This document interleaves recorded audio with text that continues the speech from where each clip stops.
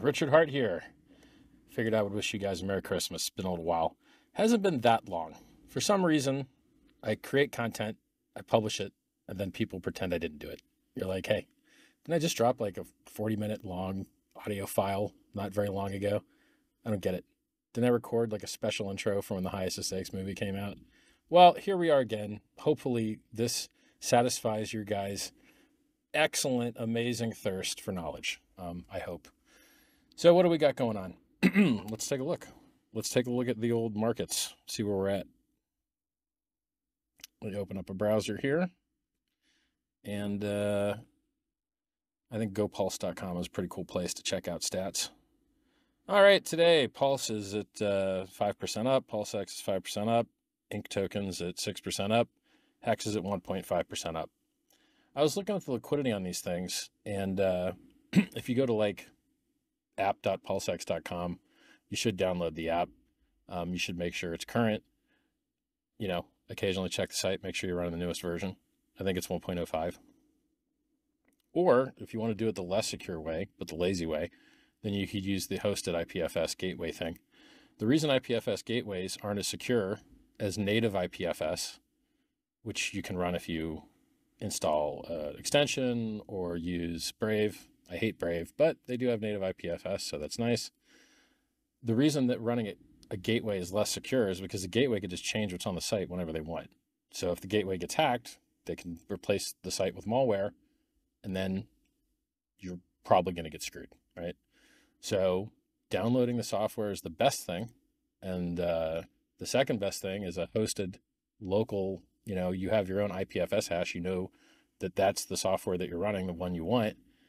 And then third best would be an IPFS gateway, or, a hosted community website. And there's a lot of them in the community. I don't know all of them off the top of my head, but a lot of people just made their own hosted front end things. Because, the front end's the front end, right? It's software. You can run it. So the community ran it so that the URL is easier to type. Or, you can just download the file.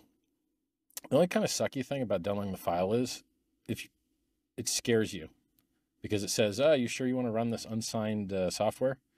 Well, if you're in crypto for privacy and personal power and, no middlemen and censorship resistance and permissionlessness, it sucks to have to ask permission from the Windows Corporation to register your company to get issued a signing thing that would then allow you to sign the software that you made. So if you don't do all that work, right? If you don't beg Microsoft or beg app stores for a signature, then you're going to get this warning that says, we don't know who made the software. Well, yeah, you don't. So congrats. Anyway, so that's the only downside to downloading the software is if you're new, but you don't know that the software is actually safe.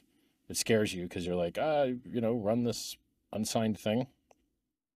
But yeah, unsigned just means the Microsoft company or whatever OS you're running didn't bless it with their magical, signing ceremony key or whatever that you dox yourself for.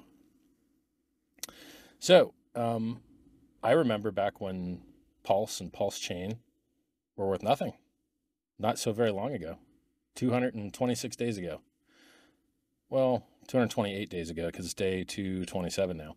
228 days ago, Pulse and PulseX and the incentive token were worth nothing. And people were trading them at zero. And people got them for free. World's largest free airdrop. And being that it's Christmas and people like to receive gifts, let's take a look and see how much this airdrop's worth. I think it's funny that like the market cap of the free coins given away on Pulse Chain to Ethereum token holders and tokens on the Ethereum network are actually millions and millions of dollars of free money. But people still complain. It's amazing. There's a lot of complaining out there. It's like, wow. It's like guys holding Ethereum, right? Like Solana pumped, and then guys holding Ethereum are crying and moaning and just so sad. And you're like, guys, it was $880 like a year ago. It's $2,200 now. Stop crying. Like it could be, look, it could be dumping, right? It could be going to zero. Just chill. Stop the crying. But you see, human beings, they're not actually rational. They're jealous. So if you've got a hotter girlfriend than somebody, they're mad at you. If you've got more money than somebody, they're mad at you. If you got bigger muscles than somebody, they're mad at you. If you're younger or prettier, whatever, like it's basically a world of player haters. Now I can't lie. I feel that same emotion. I see people with more than me and doing better than me, and it makes me jealous because that's what being human is, right? Like it's built in the game. Jealousy is interesting. It's it's an effective strategy for conscious creatures, which is why you see it across different species. And one drives you to perform better, but it also drives you to do stuff that sucks, right? Like I think vandalism is in part a part of jealousy. Like if you can't have something good, then everyone else can't either, that kind of crap. So it's not all upside. There's a fair amount of downside to jealousy. And if, you know, I've explained it a few times, the key to wealth is appreciating what you have. If you're always focused on what you don't have, you will always be unhappy. And the more you get, the more unhappy you'll be, right? So let's say you got a Ferrari and a Lamborghini. You're driving the Ferrari. Well, you're not driving a Lamborghini. Well, sad you, right? Then you got 10 cars. I'm not driving my 9 other cars, you know. So if you truly want to be healthy, if you truly want to be happy and healthy and wealthy and all that, you got to be grateful for what you got, because the more you have, the more you don't have. I know it sounds weird. It's kind of like Dunning-Kruger. The smarter you get, the more you realize you don't know. The dumber you are, the less you realize what you don't know. So you think you're smarter. Well, it's the same thing with money, right? The richer you get, the more you realize you don't have or you're not using. And then the worse you feel. I mean, like in general, rich people, not really that happy usually. Hi, happy with people, happy with friends, not that happy alone. So that's kind of how the tortured genius thing works. Did he just call himself a genius? Yeah, I called the top on the day a couple of years ago. Hi. I called the top at 65K. Price is 43K. What's up? I like how people talk about Michael Saylor. They're like, Michael Saylor's up $1 billion. You're like, hold on a second, you idiots. Let me explain this to you, okay? When you enter a position, you slip the market against yourself. When you enter positions, it's called slippage, right? So if you enter billions of dollars of a position, your actual exit price is a lot lower than what you think it is, because it's going to slide against you on the way out. So a real easy way to tell how the slippage is going to get you is to get in your position, right? However you're entering. I don't know if you're market buying or spreading it over time weighted average pricing, dollar cost averaging, whatever. And then take your position and look at what it would be if you sold it. Right? That makes sense, right? So people are like, oh, Michael Saylor's up so much money. And you're like, yeah. And then how much down would he be if you tried to exit right now? It's not when you buy billions of dollars of an illiquid thing, you're going to push the price up against yourself, and then you're going to feel rich. But then if you're smart, which is what I just educated you guys on, you got to look at your slippage on the way out, and you'll be like, dang, I'm actually not up. Hope I can, scale out or whatever. So this idea that guys that got wrecked buying the top after I called the top are somehow now to be worshipped as though they're smart is very stupid to me. I called the top at 65K. Price is now 43K. It's never gone over 65K since. I called the top on the day. Miracle worker, did it for free. Hi. And they're bragging about buying top and holding. Okay. Especially when you made the top by pushing it up with leverage. What an idiot. And then you see other things like this guy, I don't even know his name, Raul something, Raul Powell or Paul, I don't know, some guy with like a podcast. This guy buys the top irresponsibly long on margin, uses options for leverage. I warned him. I said, don't do it. Don't do it, bro. In his thread, telling him, don't do it. Ladies, liquors, and leverage. Don't do it. You'll get wrecked. He gets wrecked. But now he's like doing victory laps somehow. We're like, bro, what? I called the top of these things. You guys bought the top. Stop acting like you won. You didn't win. Hi, Richard Hart. In case you don't know me, own the world's largest diamond. Never seen it. Pretty funny that, but I own it. What else? Founded the world's largest airdrop, which here's some market caps for those coins. Let's go take a look at some. We've got, I'm just going to sort by liquidity here. Or no, should I sort by market cap? Fully diluted value? Is that the way? Let's look at the wrapped Bitcoin. Now, why do I hate talking about PRC20s to you guys? Because any PRCI20 I mention, I'm worried that you guys just buy. It worries me. I don't want you to do that. So, wrapped Bitcoin has an admin key, okay? BitGo, a company in the United States, has that admin key. They could just infinitely mint as many more as they wanted and dump this thing to zero if they wanted to. Now, are they going to do that? I have no idea. Would their shareholders like it if they did that? I have no idea. I don't even think they're public. They're private. In general, I like the things that I founded. I think they have good designs. I hate admin keys. I prefer not to see admin keys wherever they can be removed and not exist. So, WBTC has an admin key, therefore I'm not really a big fan.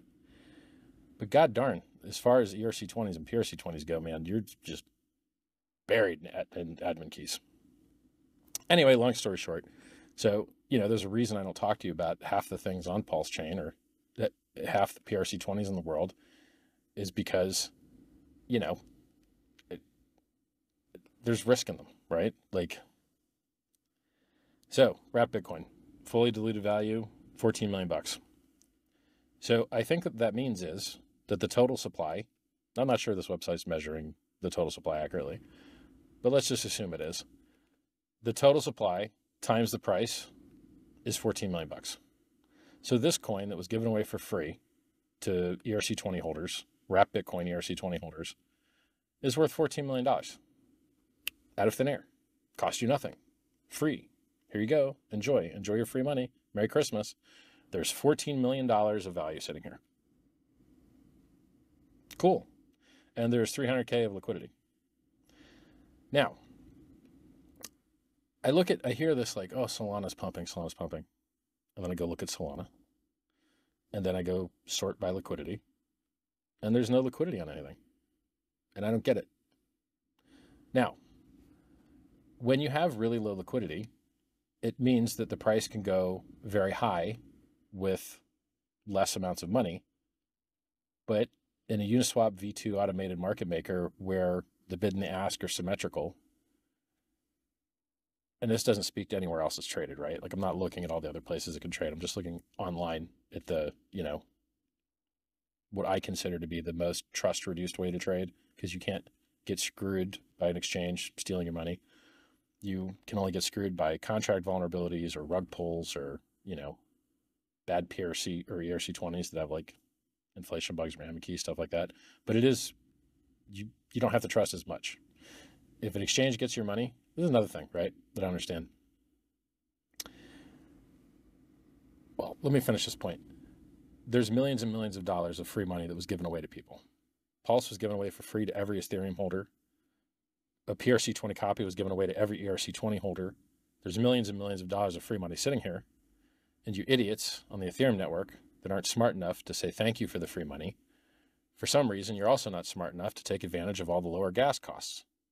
So if we look right now at gopulse.com/gas, it's 50,000 times cheaper to use Pulse Chain than Bitcoin. 50,000 times. It's 9,000, well, 83.96 currently. Let's call it 8,000 times cheaper to use Pulse Chain than to use Ethereum. Pulse Chain was designed to help get the Ethereum gas fees down. Well, guys, if you would put a little bit less load on the Ethereum network, it wouldn't cost you $5 to send an ERC20 or $20 to do a swap. It would cost you less than a penny. Right now, it costs less than a penny to do a swap, Pulse Chain. It costs, you could do about 5,000 sends for a penny. Check the math, though, 0.0002. That's a lot of sends, right? So Pulse Chain has operated flawlessly since launch. It was the world's largest free airdrop. There's millions of dollars of free coins there for ERC20 holders. And we're in day 227 of flawless operation. It used to trade at zero and be worth nothing. And now, I mean, depending on how many coins you think are circulating, Let's look at the market cap. I, in general, hate market cap as a measurement for like anything really. But here it is. The the market cap, if you take like the total supply of Pulse Chain times the current price per PLS, the market cap of Pulse Chain is $9 billion, 8.9 billion. The current market cap of PulseX is 2.5 billion. Incentive token, 12 million. Hex, 6.7 billion just on the Pulse Chain network, probably worth about 4 billion on the Ethereum network. That's a lot of billions, guys. So, I mean, the idea, this narrative, a lot of people hate me. A lot of people hate the things I've designed, which is really weird because they were all given away for free. Pulse Chain was given away for free. PulseX was given away for free. Hex was given away for free. My advice is given away for free. This video is given away for free. You don't even know an address you could send me money at. You don't have any address of mine. Wow, that's a lot of free stuff for a lot of hate. And I didn't even wear any jewelry, just so you little hater guys would have an easier time for Christmas. So you don't have to hate as hard. Still called the top of the day. They want you to feel wrecked. Hexicans, PulseXicans, Pulsicans, they want you to feel wrecked. The enemies, the scumbags of the world, they want you to feel wrecked, but you're not wrecked. Pulse Chain has operated flawlessly since launch 227 days ago. It's not very long ago. Hex has operated for over 4 years perfectly, flawlessly, while so many other things have gone to zero, stopped functioning, went bankrupt over and over and over again. Now, who promoted the bankrupt things? The same scumbags that won't say a good thing about the stuff that I designed. CoinMarketCap advertises crap that goes to zero, advertises crap that gets bankrupted, advertises crap that destroys their users, lists it all over the place, lies about our stuff, lies about the market cap of Pulse Chain, lies about the market cap of Hex. You know, everybody just lies about our stuff. Really weird. Like, I guess they hate their users and hate their followers and want them to get wrecked, I guess. Yeah. So, Coinbase didn't list Hex, sued by the SEC. Kraken didn't list Hex, sued by the SEC. Binance didn't list Hex, sued by the SEC. Plus, paying the CFTC $1.5 billion, plus paying the DOJ $4 billion, plus waiting for sentencing after pleading guilty. Hey, wait a second. Hold on. All the guys that said bad things about Richard Hart, Hex, Pulse Chain, PulseX, sent their followers to things that went bankrupt, like Celsius, BlockFi, Cred, Gemini Lend, on down the list. While I told you all not to pick up pennies in freight trains, not to pick up pennies in front of freight trains, not to risk your whole stack for 7%, not to do the opposite of why cryptocurrency was invented and take counterparty risk. It just blew my mind. And then these same idiots are doing the same stuff. Oh, here's another funny thing.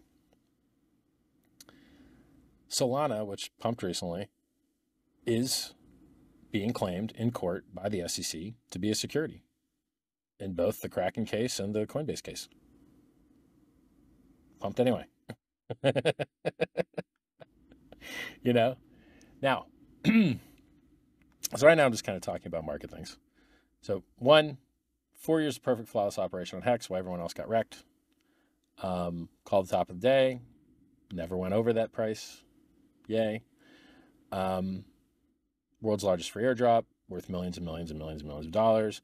Billions of dollars in market cap all over the place. 4 years of perfect flawless operation in Hex. 227 days of perfect flawless operation in Pulse Chain. Yeah, these things are all going very good. Now, oh yeah, and apparently getting called a security doesn't mean you can't pump, because there you go. Solana pumped. Also, what I think is funny, well, a few things about Solana. It used to be down all the time. And now it has a lot of inflation. So apparently the way Solana works is that they inflate it a lot to subsidize the fees to be cheaper, which then, if the guys that are getting inflation ever decide to sell it, is going to suck. So Solana has very high inflation compared to Bitcoin. Bitcoin has very high inflation compared to Ethereum. And I think Ethereum's inflation is very similar to Pulse Chain's, but I'd have to look. There's some website that has like a counter. Because basically in Ethereum and Pulse Chain, they both use EIP 1559. And even though Pulse Chain has 25% less base inflation, so if the gas usage on both systems was the same, Pulse Chain would inflate 25% less. But EIP 1559 introduces burning, and burning increases as a result of what percentage of the block space you're using. So they target 30 million gas, and then the fees get a lot higher if you go over half of that. So they're really targeting 15 million gas of the 30 million max. And Pulse Chain inherited a lot of those parameters. So long story short, because the gas fees are so cheap on Pulse, we might not be pushing into that gas demand as hard. So we might not be burning as much. So there's a chance that Pulse Chain's inflating a little bit more than Ethereum, but probably, last time I checked, still less than Bitcoin. Yay. We're talking like Bitcoin's at like 1.2% inflation, and like Ethereum's negative 0.18 or something. These are very small percentages. So, but you know, a percentage of a very large market cap is a lot of money. So when you talk about Bitcoin inflating at 1%, you know, 1% of $500 billion is what? What is that? Calc 500 billion times 1.5 over 100. Wow, that's 7.5 billion. That's a lot of money. Wow. Is Bitcoin worth 500 billion? Let's look. Yep. It's 855 billion. Wow. So basically that means that the miners are getting paid billions of dollars a year to dump the price to enrich mining hardware manufacturers and electric companies and harm the environment. Hey, but most of it's renewable. Yeah, but not all of it. So there you go. Still hurting the environment. Pulse Chain solved this. Also Ethereum solved this, right? You don't need to destroy the environment or enrich electricity companies or enrich mining hardware manufacturers to maintain a consensus network, period. And funny thing about Bitcoin consensus network is it actually sucks. So you guys that like Bitcoin that are watching, screw you guys and screw your bags. I'm going to educate you all. And half you guys sent all of your people to go get yield and things that went bankrupt. Why? Because you can't get yield online. Why? Because Bitcoin sucks. Oh, you want to get into a stable coin? You got on-chain exchange? No. Oh, wrecked. Oh, you want to, have high throughput? I think the throughput is at least 4.5 times higher on Pulse Chain than Bitcoin, but also how many times cheaper? Let's look here. Gas. 45,000 times cheaper, but it also has more features. And if you just compare like a network that only does sends on Bitcoin versus another network like Pulse Chain and just pretend it was only doing sends, it'd be a lot more than 4.5. That 4.5 number is based on like the average usage, and the average usage is a lot of complicated stuff like swaps and staking and unstaking and all kinds of stuff. And so if you like took the usage of the network and like equalized it with just sending native tokens back and forth, it would be like maybe 30 times. I can't remember. I did this math once before, like a month ago, but it's significantly more than 4.5 times. So Pulse Chain versus Bitcoin, better for the environment, lower inflation, better features, more secure, never been hacked, on down the list. It's a superior network. Now, what does Bitcoin have? More liquidity. Why? It's been around for 10 times longer. And it hasn't been gatekept by every possible thing, which is fine. So, at some point, someone is going to, I guess there's some people in Australia already doing it, but like the best time to buy Bitcoin was when everyone thought it was a scam. The best time to buy Bitcoin was when it had the lowest liquidity. The best time when it when you could buy Bitcoin was when it was almost traded on no exchange anywhere. It was nearly impossible to buy. The only place you could buy it was like Mt. Gox, Magic the Gathering online exchange in Japan. That was the best time to buy Bitcoin. Cool. Well, Pulse Chain has some of those parameters. It's still very early. This gatekeeping that everyone's doing, it can't get any worse. It can only get better, right? Like the gates can only open. And basically, look, screw these guys, right? Hex went up 10,000 fold before staking profit with the same gatekeeping trash, same garbage. So great. Now the gas fees are even cheaper because Pulse Chain exists for everybody, right? Like, congrats everybody. Congrats everybody on the Ethereum network that was enriched by the free launch of Pulse Chain for you guys. So we went over tons of free money by the Pulse Chain, the world's largest free airdrop, me bragging about calling the top, me telling you that Saylor and all these guys that are holding billions of dollars positions that think they're in profit aren't when you consider the slippage on the exit. And then macro, look, there's a chart. The chart shows that the economy crashes every time they pivot the rates to go lower. Why is it that way? I don't know. That's what the chart says. I think historically the reason it's that way is because they pivot because no one wants to lend anymore, which freezes up the credit markets. And so they start releasing the money, and then there's a lag. And then because the credit markets are frozen, you get a recession and people have to sell, et cetera, all that. That's how it usually goes, apparently. Maybe it will go that way this time too.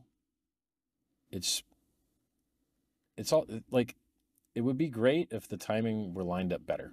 So it would be great if the Mt. Gox guys would have got their coins back when Bitcoin was 15K instead of 43K, because those guys are going to sell. Some large portion of those Mt. Gox coin recipients, the billions of dollars worth of them, are going to sell. And the same goes for the trustee for the FTX bankruptcy. Those guys are going to sell. They're going to give back people cash, and they're going to get that cash by dumping crypto. And then you've got other bankruptcies in the works as well. I wish these guys would just sell. I hate it when they get to sell higher instead of lower. I like a clean, tight bottom that you feel good buying, you know. Oh, and also they just approved the Silk Road coin seizure sale. And who knows what they're going to do with the coins it receives from the Bitfinex hacker. These are all billions of dollars. Every one of these things I'm telling about is billions of dollars. It's a lot of billions, right?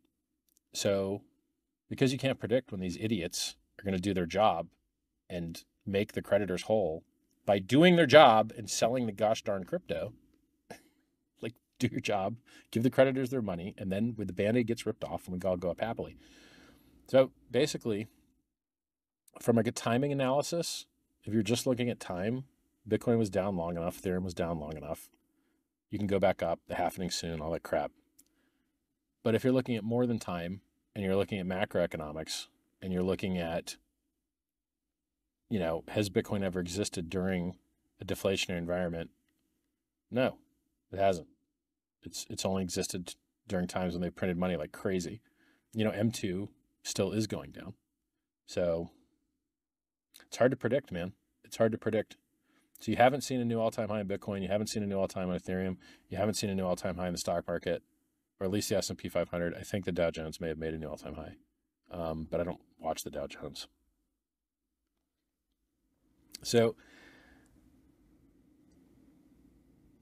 is this the bull market? It depends on your time frame. You know, if you bought Bitcoin at 15K, 43K probably feels good. If you bought Ethereum at 880 and now it's 2350 or 2250 or 2300, you feel good. If you bought Pulse or Pulse X when they were near zero or at zero, yeah, you're probably pretty happy with market caps in the billions. It really depends on your time frame. It's just the larger your stack gets, the more careful you have to be, because you can never make it back. If your stack gets large enough, never make it back's not the right way, but statistically, the larger your stack gets, the harder it is to make it back if you lose it. The smaller your stack is, who really, like, if you get paid $20 an hour and the stack that you have at risk is $20, you've really got at risk an hour, right? You can make back your whole loss in an hour. But if you've got a lifetime worth of stack and it's worth, billions or hundreds of millions, you really can't make a mistake. You cannot, it has to be on point. It has to be right. And you're going to watch a lot of gains and things that are stupid. You're never going to have a shortage of people making insane gains in illiquid things that eventually go to zero. You're never going to have a shortage of that. And you're never going to have a shortage of people buying stupid things. So, what does Dogecoin do? Nothing good. It's a JPEG, basically. It's a bad network with low features that has a JPEG as its claim to fame. I'm not really into the JPEG claim to fame stuff. I don't really like it. Now, have a lot of people made money on it? Yes. A lot of people lost money on it? Yes.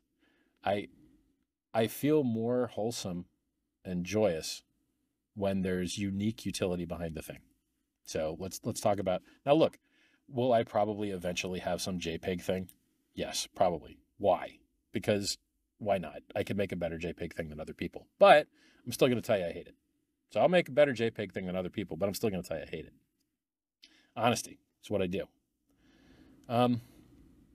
So Pulse Chain has higher throughput, better security, lower environmental impact to the point of nearly none, is a newer coin with more features, is faster than Bitcoin. But Bitcoin has an $800 billion market cap. Pulse Chain doesn't. Why? Well, we're new. We're on the way, right? Things will get better, in my opinion. So and for you listening, is that a forward-looking price statement? Nope, not a forward-looking price statement, not financial advice. Why do I say these things? Because there's people that want to screw me up. There's people that want to do harm to me. There's people that want to do harm to you as well. I'm going to tell you more about all that in a moment. So we've got a wonderful network. We've got wonderful features. We've got wonderful airdrop. There's, you can do lending on the Pulse Chain network. There's projects that let you borrow coins. There's projects that there's stable coins on Pulse Chain. There's all types of stuff people have launched on Pulse Chain. I don't know that much about it. You can look into it. People are building new things on the network and launching them. It's cool. I'd love to see fiat on-ramps. I'd love it.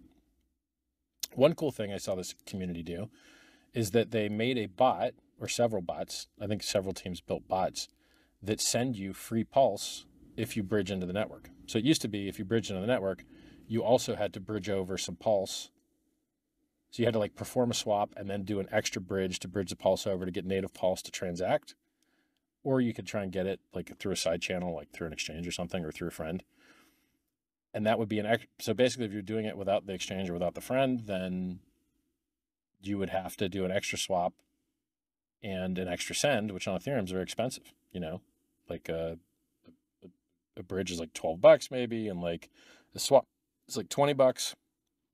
It's a $32 penalty just to get native PLS. That sucks. And so what people did was they just built bots that send you free PLS if you'd bridged in and you don't already have PLS, which is awesome because now you save them a swap and you save them figuring out which token to swap to, because of course in gatekeeping land, typing WPLS doesn't get you the darn token because gatekeeping scum trash everywhere. Crazy. So yeah, that's awesome. And it's very cheap to do, right? Because it costs less than a penny to send many, many, many, many times native Pulse to somebody. You could send 1,000 times and it wouldn't even cost you a penny. That's awesome. That's very, very cool. So I'm glad the community built those things. I think that's going to make it a lot easier for people to use the bridge if they want. A lot more affordable, a lot quicker. Okay, so we've covered client top of the day, slippage, liquidity, free PRC20s. Yes, if you have any token on Ethereum. Oh, by the way, that counts for NFTs too, right? So you bought an NFT on Ethereum. There's a copy of it here on Pulse Chain. Same code, copy. Now, did you sell it to somebody and then not sell them the Pulse Chain version? Interesting. So guys that sold their NFTs on Ethereum still have their Pulse Chain versions. That's interesting, right? I haven't seen a market for these things. And I think markets for JPEGs are probably very important to the JPEG holders. So I think you may see more. If someone makes a market for the PRC, for the pulse chain versions of NFTs, I think you'd see it take off because these guys are wrecked. They're wrecked and they wouldn't mind the free money. So if you want to give these guys some free money, they probably wouldn't mind it. And having a market for them to dump into, I'm sure they'd love. And then eventually, I wouldn't mind seeing PRC20, ERC20 copies. Because I mean, look, in theory, if people dumped enough of their free PRC20s to like create a base, then if someone created a PRC20, ERC, if someone created a PRC20 copy with bridged in ERC20, which we call ERC20, right? Like EETH or, E rep Bitcoin or whatever, it might create that thing that was dreamt of like the less liquid, more volatile, but yet because they're bridged, still tied to the ERC20 price kind of thing. And now it's been what, 7 months? 7 months is probably a good enough while to see those guys shaken out. So it would be interesting to see experiments with people bridging in some ERC20 to pair it with PRC20 to see whether the PRC20 market kind of follows and tracks with the ERC20 market, which obviously someone somewhere would have to run a bot if they wanted to profit on that arbitrage opportunity. Or if there's nobody running bots, then the two markets would just kind of exist in parallel, I guess. Because they're not directly related, right? Like the only side channel people running bots would relate those two things together, I think. Well, I mean, actually, they are directly related if they're in a AMM, but the AMM doesn't know the state of the other system, so they're not really directly related. So let me rephrase that.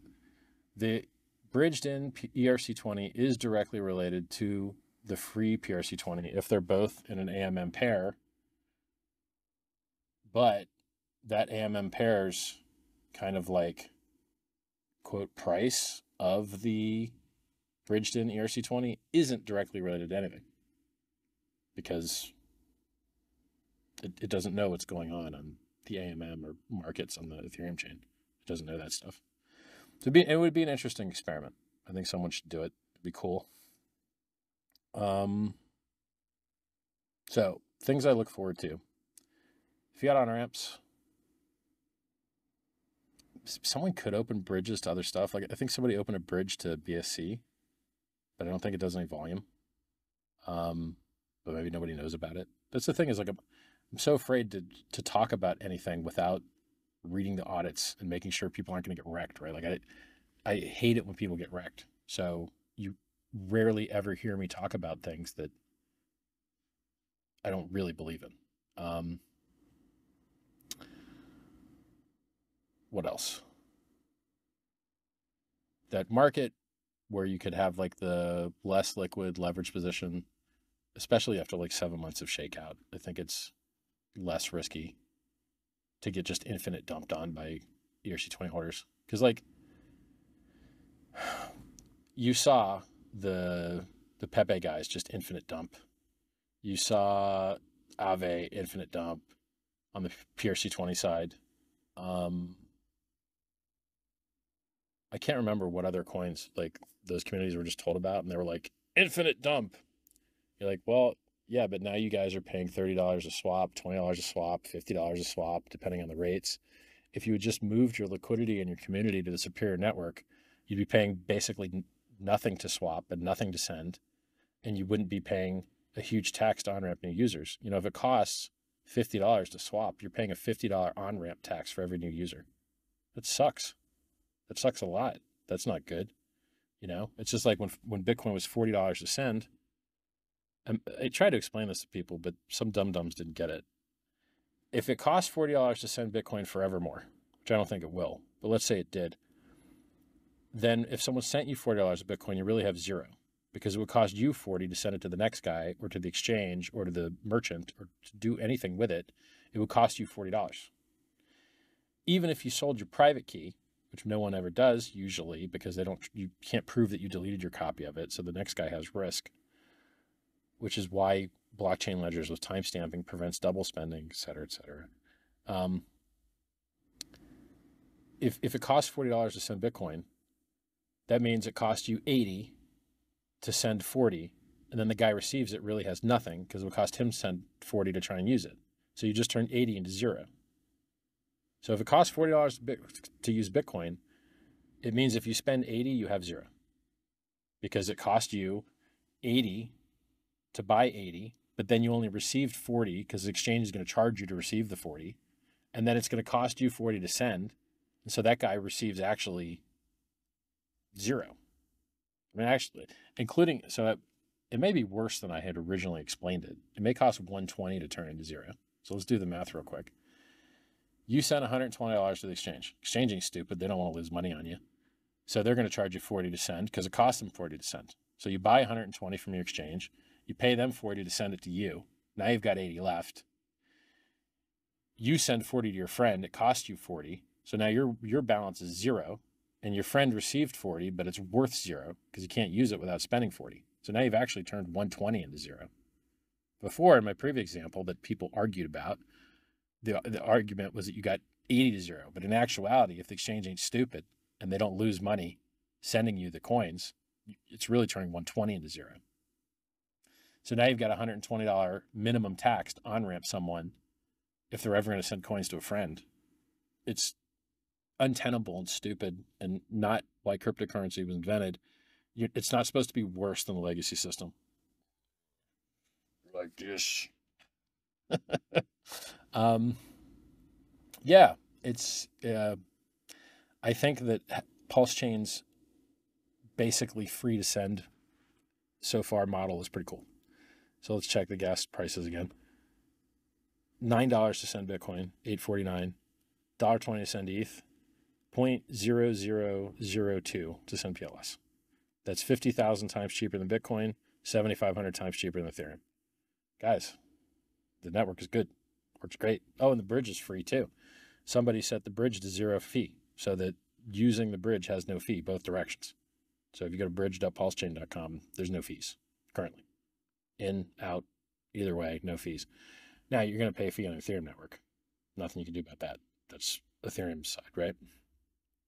So you got a great network and you got a ton of free coins and it's been worked flawlessly for 7 months. Go make it great, guys. Launch stuff on it, use it, build fiat on-ramps, make a money transmitter in your state, make a licensed money transmitter in your state, and you can, make the community better. So legal stuff. Let's talk about legal stuff. In the United States, you have something called the Constitution. The Constitution restricts the government. The Constitution's job is to restrict the government and to protect your rights.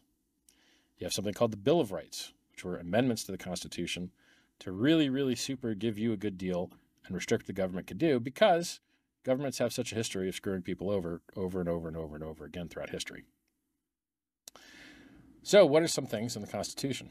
And these are very important things to know. And these things are so important to know that federal officers, such as Gary Gensler, the chairman of the SEC, you can go on the internet and you can search Gary Gensler's confirmation hearing, and you're going to see him swear an oath to the Constitution of the United States of America to defend it against enemies, both foreign and domestic. Now, you might ask yourself, what is a domestic enemy? What is a domestic enemy of the Constitution? I wonder. So the Constitution has something called the First Amendment. The First Amendment is freedom of speech, freedom of the press. Government shall make no law against free talking and all that stuff, right? Well, it turns out that Gary Gensler and the Securities Exchange Commission is actually doing a lot in violation of their oath. It turns out that they're violating a lot of what the Constitution is supposed to be protected from. So the Constitution says you have a right to freedom of movement, a right to freedom of association, a right to freedom of speech. There's other legal doctrines like the right to contract, which, if you interfere with other people's contracts as tortious interference, you can get sued for it. It can cost you money. You have a whole bunch of rights in there. right? And then there's things that are like even harsher violations. So if you're going to violate people's free speech, one of the worst ways to do that is with something called prior restraint, where you don't even give them the chance to speak. Well, listen to this. Blockchain networks are communication networks.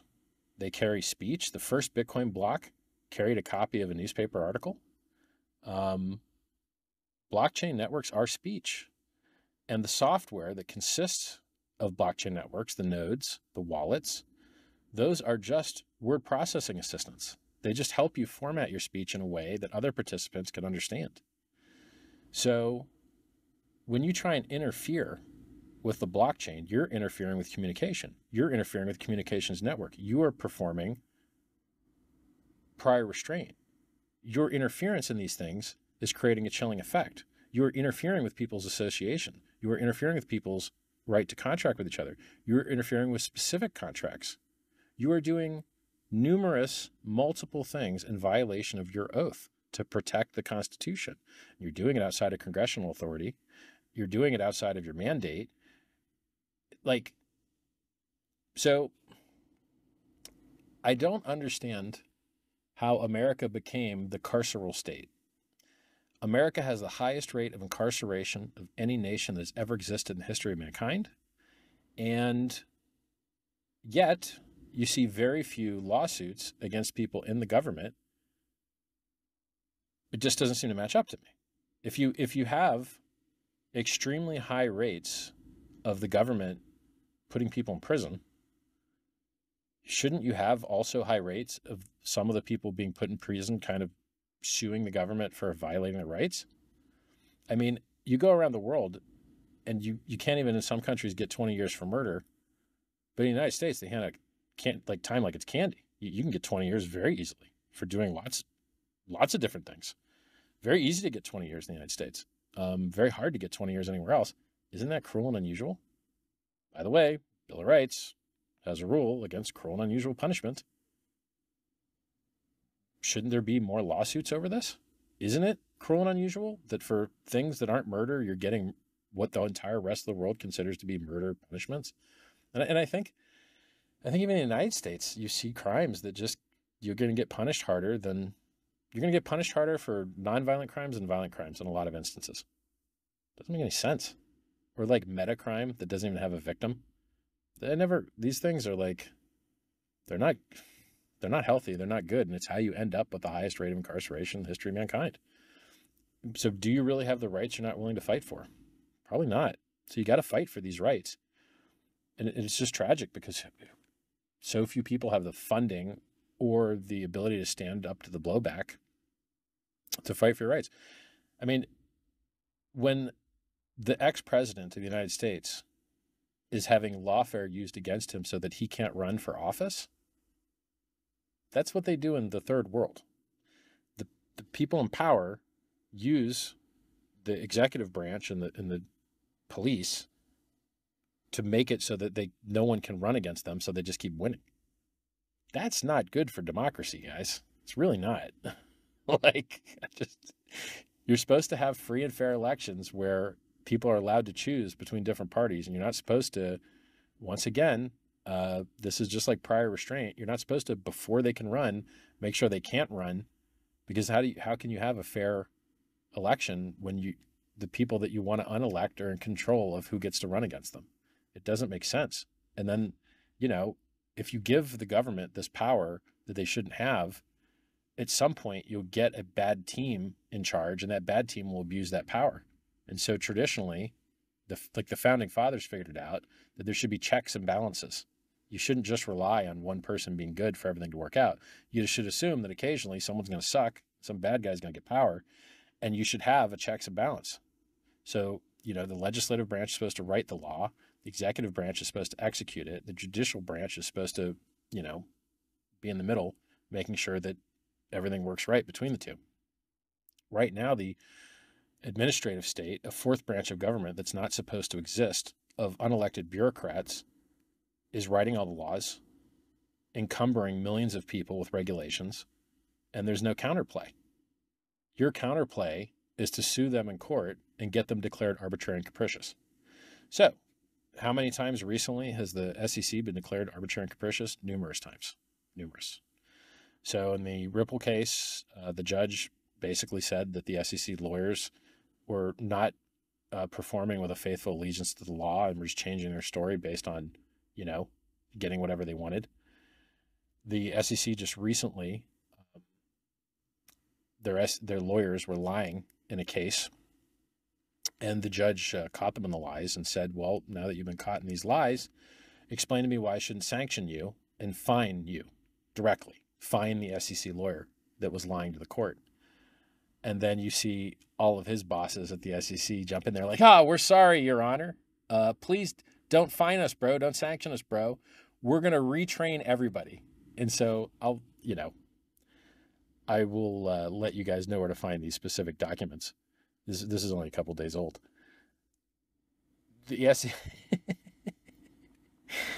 So then you see this guy's bosses at the SEC throwing him under the bus and throwing junior guys under the bus, if I remember correctly, and then talking about how they're going to retrain all their litigators and how they're getting rid of that guy and they're putting in new guys. And you're like, hey, you know what? You wouldn't have all these problems if you just didn't lie to the judge. So you don't need to train your guys on how to not lie to the judge. And this isn't the only thing, right? The SEC's lost 4 of their last 5 cases in front of the Supreme Court. Gary Gensler likes to go on television speaking outside of his capacity of the SEC. So he'll go in interviews with people and say that he's not speaking on behalf of the SEC. Well, buddy, that means you're speaking on behalf of yourself, which means it's actionable. Okay, you are speaking on behalf of yourself, and you are moving markets, and you are manipulating markets. You, Gary Gensler, are manipulating markets outside of your authority at the SEC, which means you are personally responsible. You hear me hedging the heck out of my language because I don't want to catch a case. Not financial advice, do your own research, no forward-looking statements. But you, buddy, you're on record teaching at MIT saying that 75% of tokens are not securities, and then you get a job, you got your round trip, you got your revolving door, you got your 16 years at Goldman Sachs, but now you get to regulate Goldman Sachs. That's a good round trip you got there, buddy. You get to defend all your friends that you make all your money with. Hey, where's all your money, Gary? It's with all your friends that you're helping out by screwing the competitors, right? So in Gary's world, and by the way, so I would love to see Gary Gensler catch a charge for his manipulating markets with his speech outside of his capacity at the SEC. I would love to see him catch a charge for violating his oath. I'd love to see people suing him directly because people don't understand. When the SEC attempts to call something a security, it's like calling hugging, punching, and arresting parents for beating up their kids. It is disgusting. It is a violation of due process. It is a violation of equal protection. People that speak to each other using the blockchain deserve the same rights as people that speak to each other using pens and paper, non-digitally, analog. They should have the same protection of the people that use the mail. They should have the same protection of the people that use the telephone.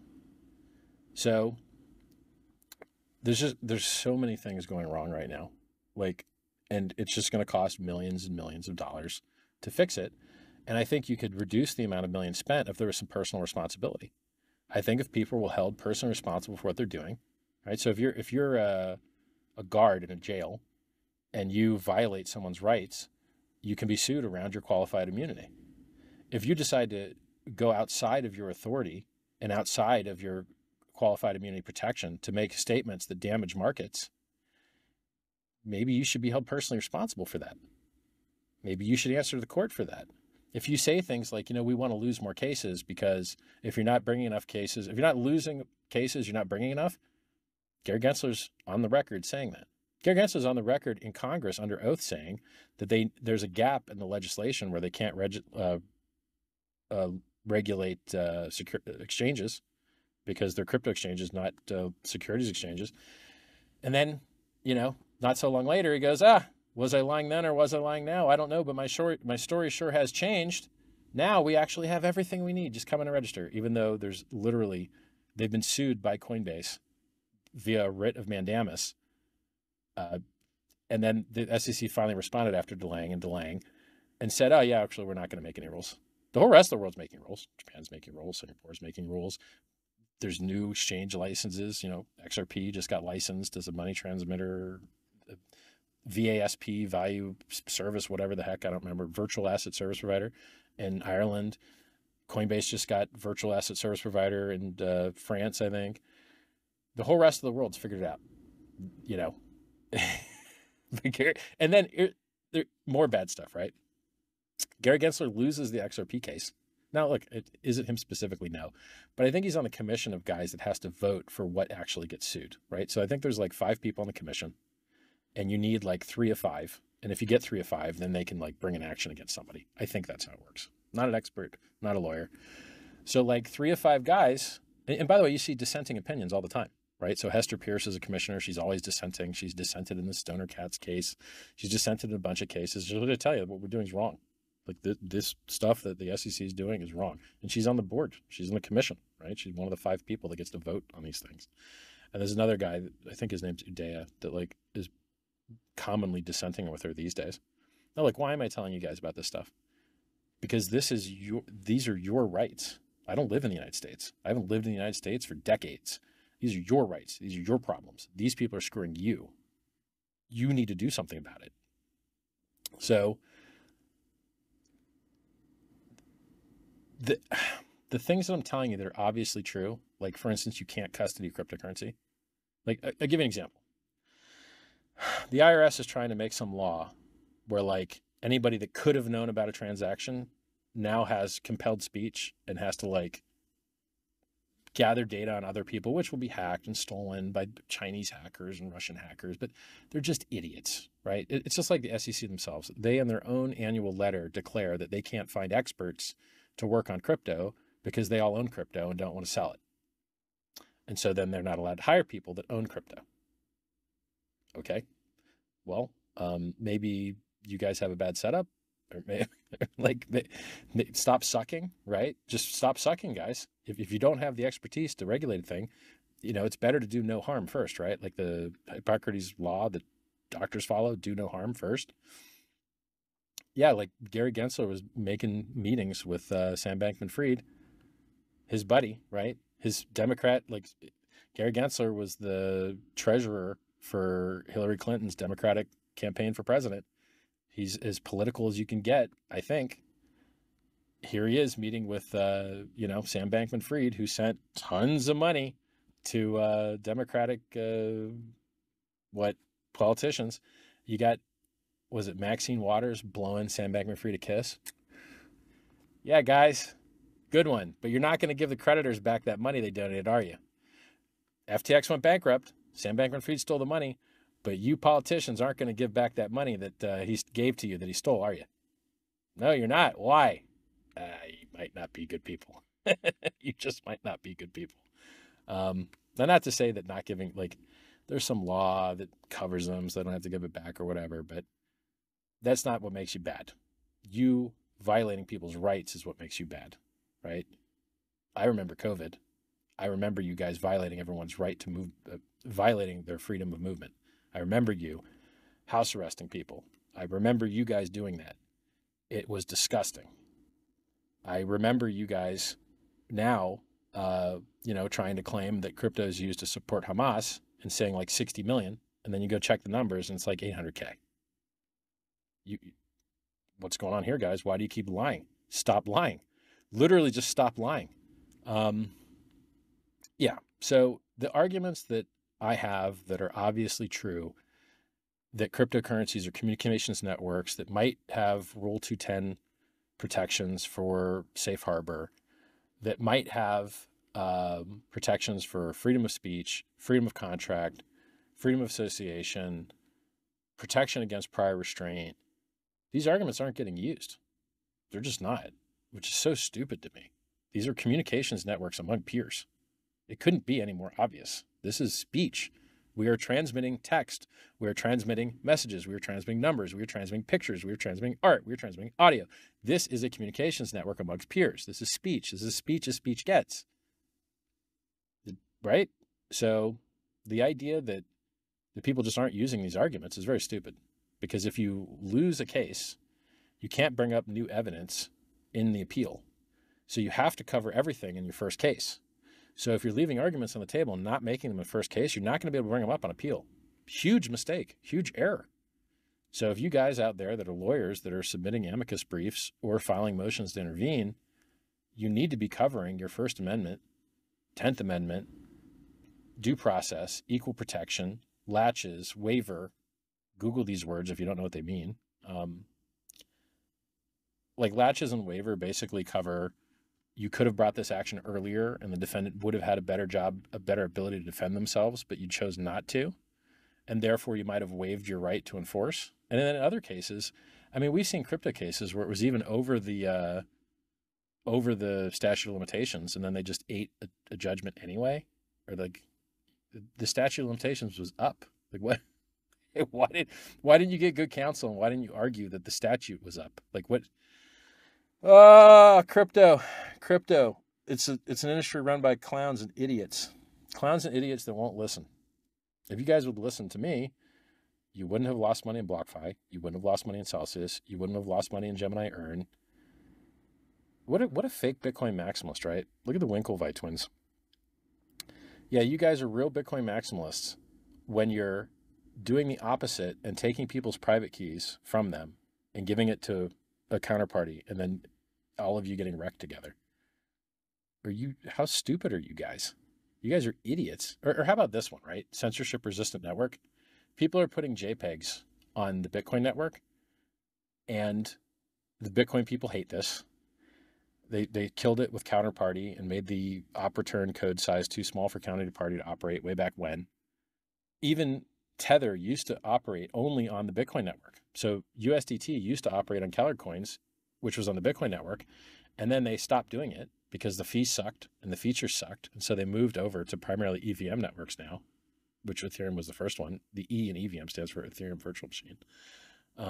So like Pulse Chain's an EVM network. So you have this.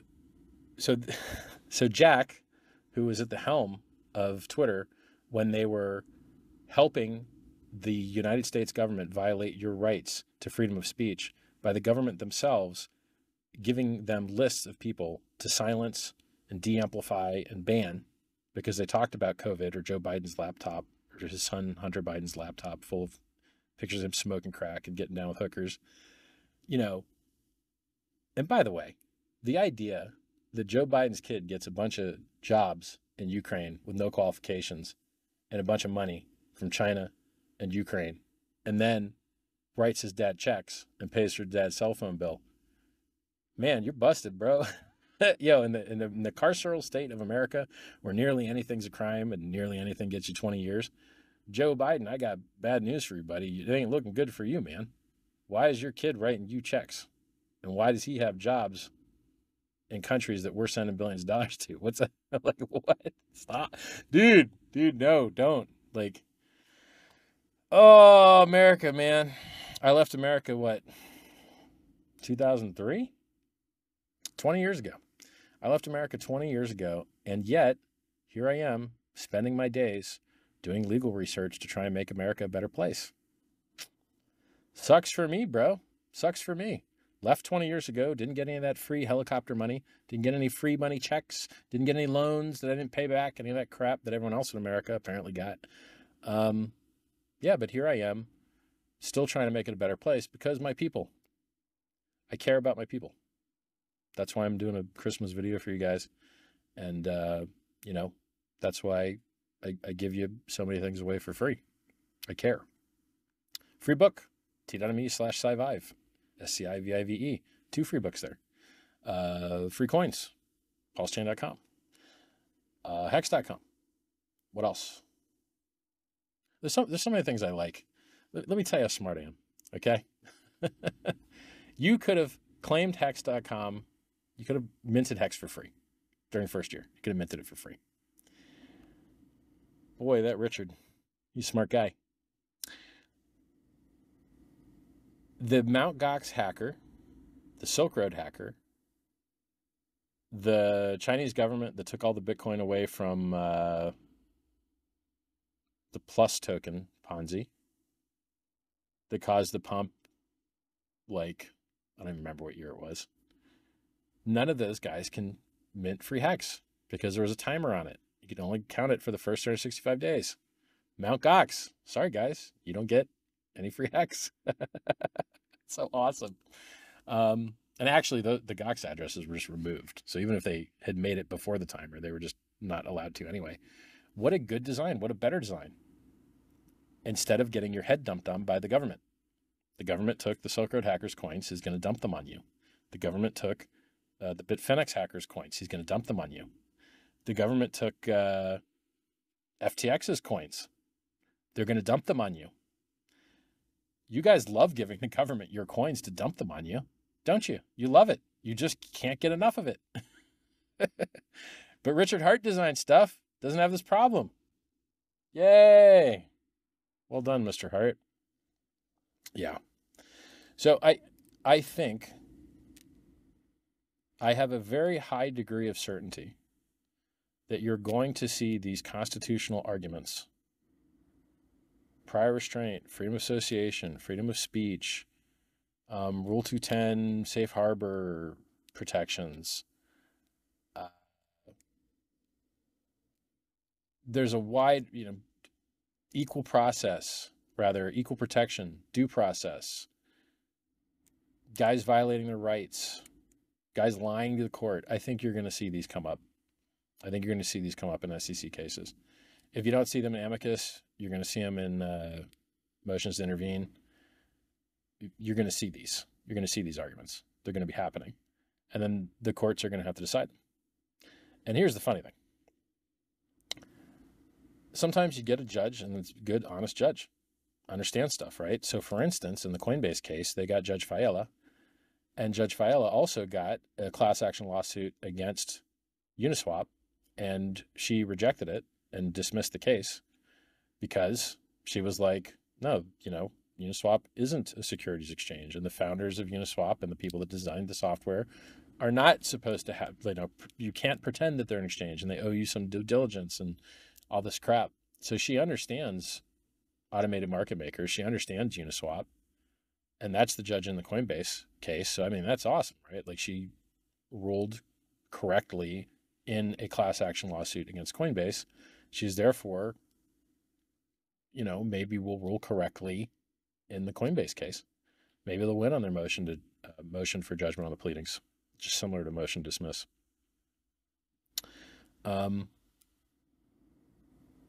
It depends on what judge you get and how much due diligence they want to put in.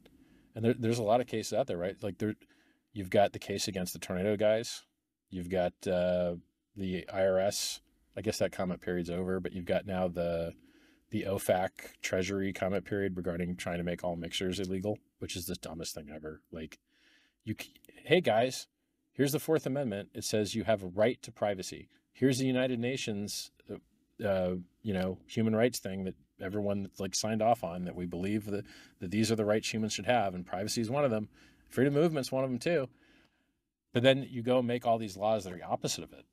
You can't say that people have a right to privacy and then do everything you can to violate their privacy.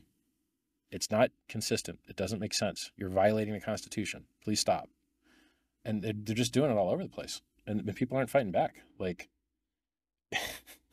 You can't have a functioning... Human beings are not designed to operate well in non-private environments. That's why we wear clothes. That's why we close our blinds. That's why we lock our doors. That's why we don't share our toothbrushes. Human beings function well when they have privacy. They do not function well without it. And it's crazy to me that these people, if you can call them that, keep trying to violate everybody's rights over and over and over and over and over again. It's enough. Please let us be free. Please. The founding fathers fought and died for our freedom. Many Americans have fought and died for our freedom. Can we please have our freedom? Pretty please? You guys should go get real jobs, producing things that people want, goods and services people want.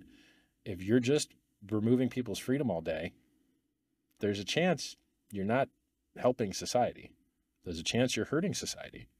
So, unfortunate. All right.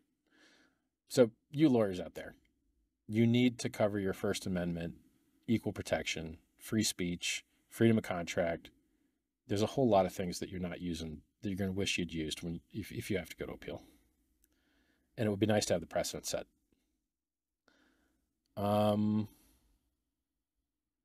What else? Oh, I made like a little list. Let's hit the list.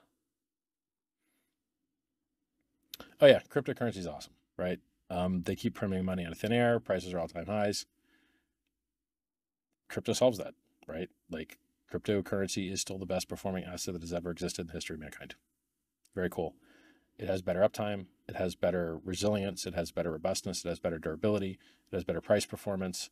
It has better features. Cryptocurrency is awesome.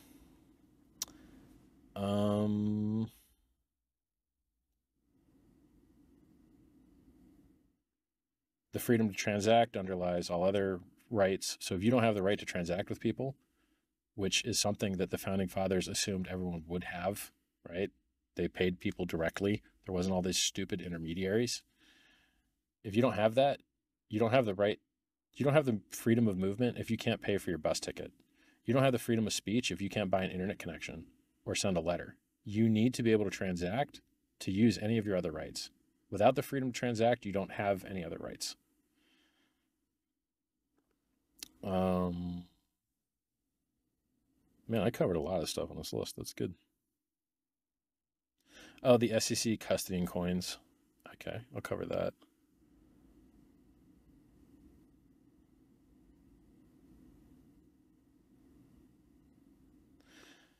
So the two things I see on the list that I didn't cover are, one, the Securities and Exchange Commission is custodying cryptocurrency right now via their comment section.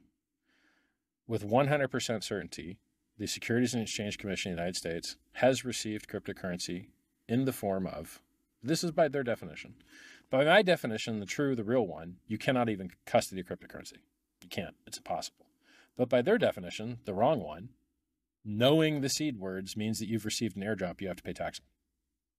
So I can tell you with 100% certainty that both the Securities Exchange Commission and the IRS Treasury have both received seed words that have money in them to Bitcoin, and they've both received time-locked Bitcoin.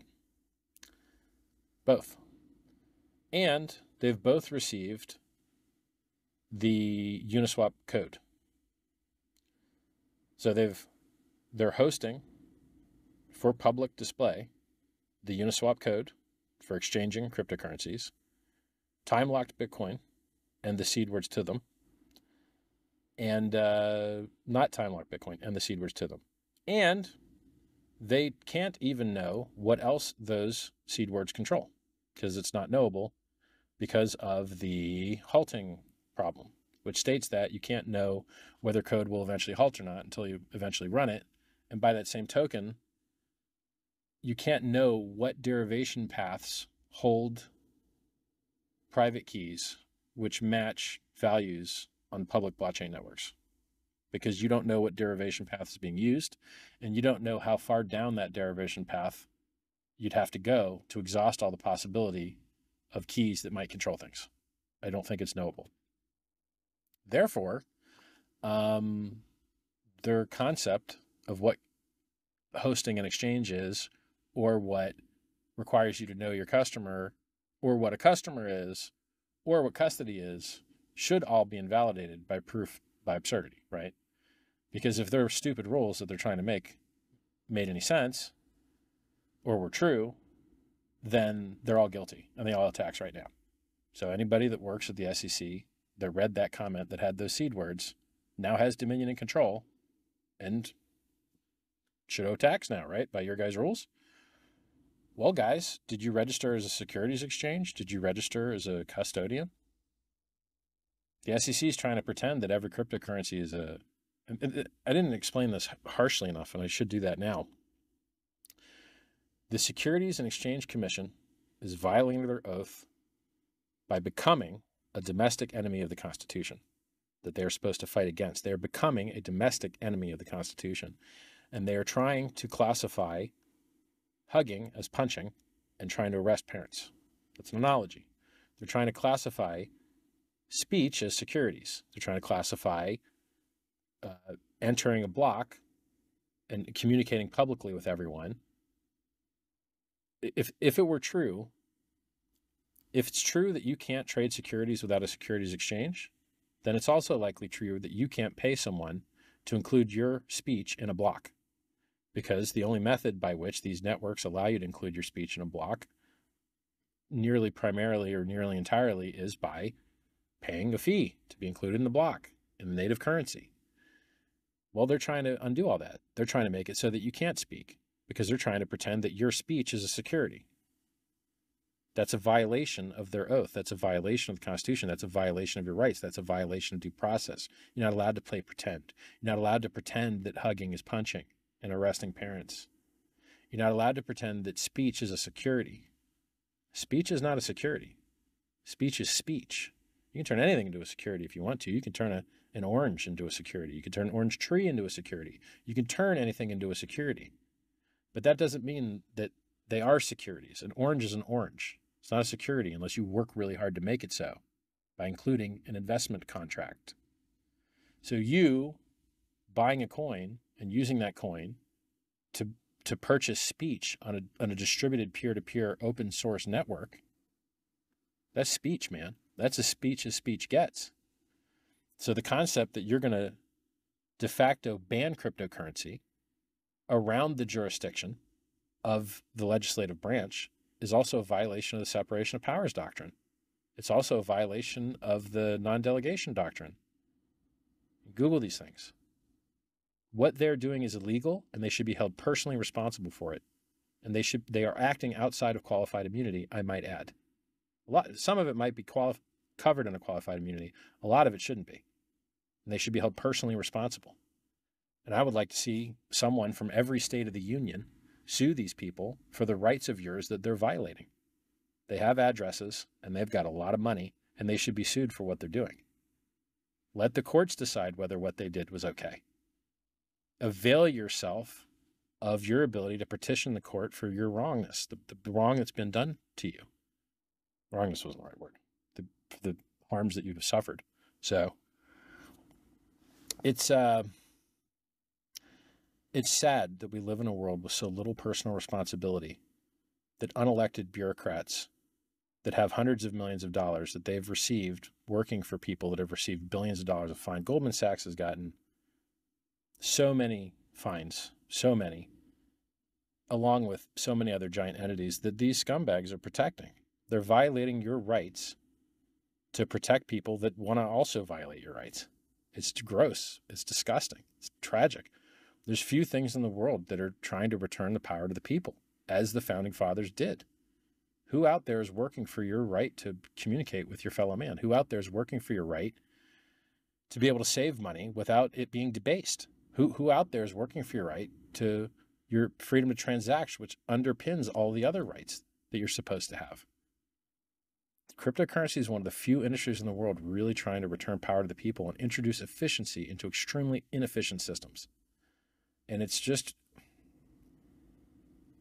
how can Gary Gensler support Bitcoin as though it were an immaculate conception that had a fact pattern that nothing else could ever possibly have? He speaks out of both sides of his mouth. He does everything he can to make sure that the ETFs never happen, never passes any rules, doesn't respond to Congress, is being threatened with subpoena by Congress, who's supposed to be his overseer, worked for the people that he's supposed to be regulating, and he's now choosing winners and losers in the technology sector, and the winner that he chose sucks. Bitcoin is not supposed to cost $9 to send. It's supposed to have larger blocks. It's supposed to have more features. Bitcoin sucks, guys. It's not good. It has a lot of liquidity, and some billionaires are buying it. Fabulous. But other than that, it's trash. It's not good software. It doesn't have a good roadmap. It doesn't have good developers. Oh, yeah, Jack that ran Twitter while censoring people on behalf of the government in violation of the Constitution, now funded a pool for Bitcoin miners that was censoring JPEG transactions and was designed by an idiot, one of the few blockchain developers to get hacked for his coins. What? Why? Jack, you're an idiot. Jack, you're an idiot, and your beard looks stupid. I didn't like what you did at Twitter. It was disgusting. And now I don't like what you're doing with your stupid pool. Stop being an idiot. Jack, you're an idiot. You don't have to be an idiot. Watch my live streams. I'll educate you, okay? I'm good at crypto. You're bad at crypto. I'm good at free speech. You're bad at free speech. You suck, Jack. You suck. God, what's his name? Luke Dash Jr. Luke Jr., you suck. You're terrible. Okay? Like, it's just, Here's the good news. Pulse chain is working perfectly. Hex is working perfectly. You've got all the tools you need to make the world a better place. You are the network. You guys, somebody made these bots. Somebody's made some fiat on ramps. Somebody's made lending. Like, good job, guys. Keep being the change that you wish to see in the world. Keep creating, keep working. Look, I've been in Bitcoin since it was 50 cents. I bought it at 30. It went down to 2.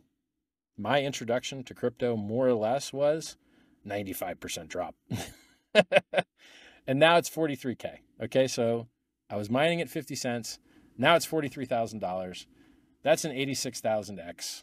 That's not bad, right? There's going to be volatility. There's going to be ups and downs. You have the tools that you need to create great things. You really, really do. You have something better than Bitcoin will ever be. Now, you have something now that is better than Bitcoin will ever be. That's enough, man. That is enough. You have what you need to create greatness. And I think you're going to see regulatory clarity coming up. I wouldn't be surprised to see Coinbase win their case. Their legal filings sound awesome, right? That response to the complaint that they wrote was beautiful, really well written, worth reading more than once. So those guys did a great job. And then, you'll probably see good arguments in the Kraken case. And they've also got a lot of amicus briefs from other people as well. Some are okay. So I think you're going to get regulatory clarity. And I would love to see personal responsibility from individuals acting outside of their qualified immunity to violate your rights. Your right to associate, your right to transact, your right to speak. It's disgusting, and they should be held personally responsible if the courts allow it. And you don't know unless you try. You really don't know unless you try. Yeah. So that's it. Merry Christmas, everybody. I hope that let's see how long this video was. I hope that this 1 hour and 22-minute video is enough for you guys out there. I hope you enjoy it. And, look, you're the network. If you want to see something amazing, you need to make it happen. If people are willing to buy coins that are down all the time, or, pictures, JPEG coins or whatever, maybe it's more, getting the word out that needs to be done. Maybe that's what makes the world a better place. If things are going to get better, you're going to make it better. I believe in you guys. Merry Christmas, everybody, and I'll talk to you soon. Bye.